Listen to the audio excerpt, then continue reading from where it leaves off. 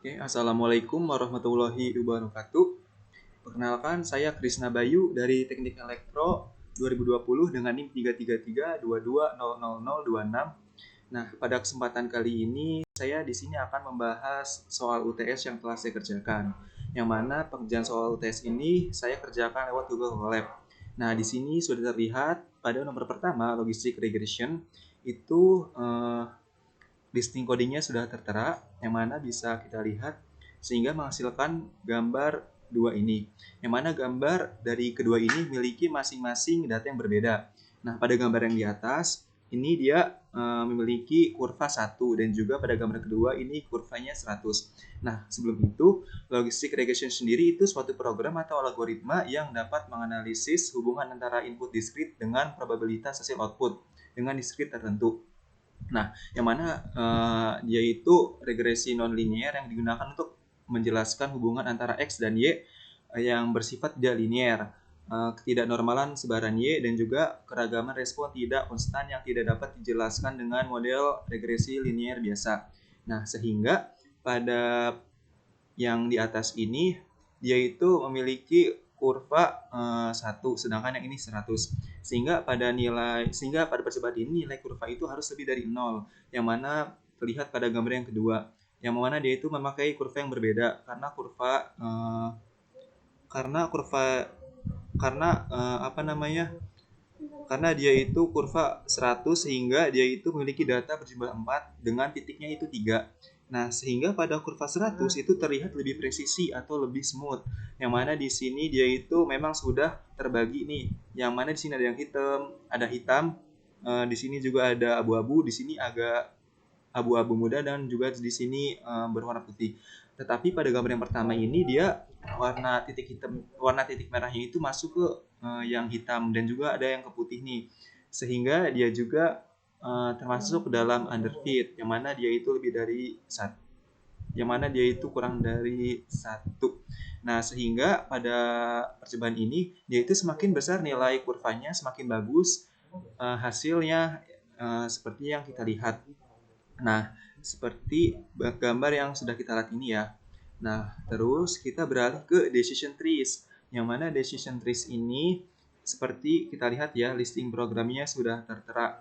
Nah, sehingga decision trees ini dia itu suatu metode non-parametrik yang digunakan untuk mengklasifikasikan regresi yang membuat model yang dapat memprediksi nilai variabel dengan mengikuti aturan keputusan sederhana dari data yang tersedia. Nah, sehingga pada percobaan ini dia itu memiliki kondisi if, yang mana dia itu berarti true atau false. Nah, jika dia bernilai 1, maka dia itu true. Namun jika false negatif, dia akan memilih nilai yang benar. Namun nilai tersebut itu salah, sehingga idealnya tidak dapat memakai nilai harmonik rata-rata dengan menentukan model. Oleh karena itu akan membentuk setengah lingkaran nih, yang dapat kalian lihat pada gambar ini. Nah, dia juga akan meningkat nih jika model tersebut itu bagus atau benar. Nah, jika tidak dia itu akan mengalami penurunan. Yang mana pada gambar di atas pada tes dataset dia itu tidak ideal karena nilai prediksinya itu tidak mencapai 100% dan juga memiliki nilai error yang mana dia itu supportnya itu berjumlah 137 yang menandakan bahwa total data training berjumlah 137 dan juga pada training datasetnya itu berjumlah 43. Nah, selanjutnya kita akan masuk ke data clustering. Seperti yang kalian lihat nih, listing programnya sudah ada. Nah, dengan clusters ini dia itu pada gambar yang kalian lihat, yang mana cluster sendiri itu salah satu metode data mining yang untuk mengelompokkan dengan karakteristik yang sama ke tempat yang sama. Sehingga clustering ini dia itu digunakan untuk mendapatkan data antara cluster yang berbeda dengan kemiripan yang minimum nih. Oleh karena itu, metode clustering ini sangat berguna untuk menemukan kelompok yang tidak dikenal dalam data. Nah, clustering ini juga dikenal sebagai data segmental, yang mana karena dia itu mempartisi banyak dataset ke dalam banyak grup berdasarkan kesamaannya.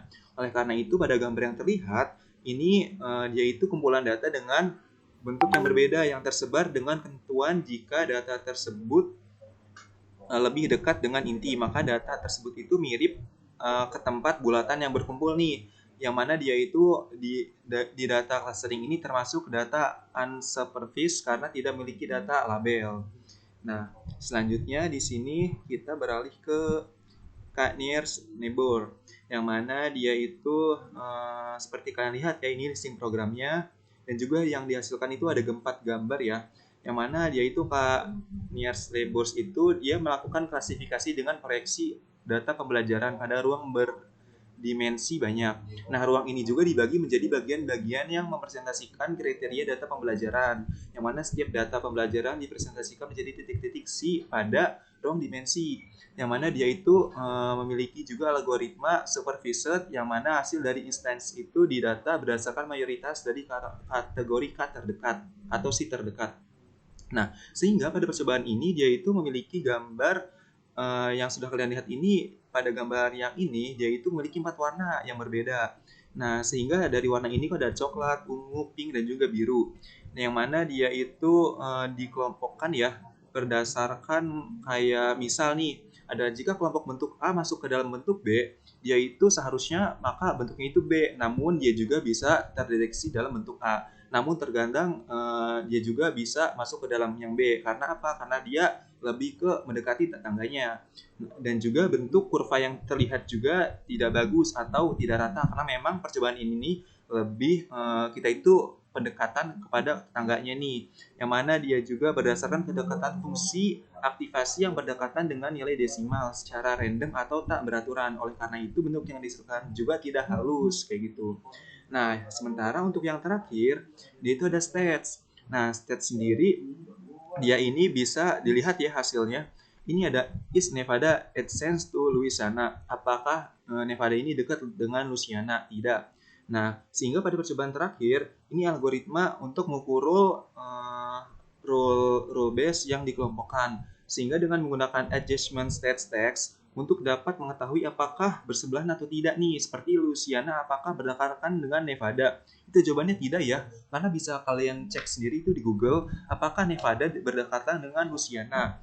Nah, yang ternyata tidak bersebelahan ya. Nah, dan juga yang terakhir itu bisa kalian lihat nih, list of states that are adjacent to Arkansas and Kentucky. Apakah Arkansas dan Kentucky ini berdekatan dengan Missouri dan Tennessee? Nah, itu berdekatan ya. Itu bisa kalian cek aja di grup di Google. Nah, sehingga bisa kita simpulkan bahwa untuk yang terakhir ini kita itu untuk listing program ini untuk dapat kita itu tahu apakah suatu wilayah atau negara itu berdekatan atau tidak. Dan juga di sini juga sudah ada hasilnya nih, yang mana dia itu yang berdekatan dengan Oregon itu ada California, Nevada, Washington, dan juga Idaho. Dan juga yang mendekati Mississippi itu ada Louisiana dan juga Alabama. Dan juga yang ini ada 7 states yang mendekati coastal states itu ada Alabama, Massachusetts, Vermont, Georgia, Indiana. Dan juga yang terakhir yang sudah tadi saya sebut itu ada Arkansas dan juga Kentucky. Itu ada Missouri dan juga Tennessee.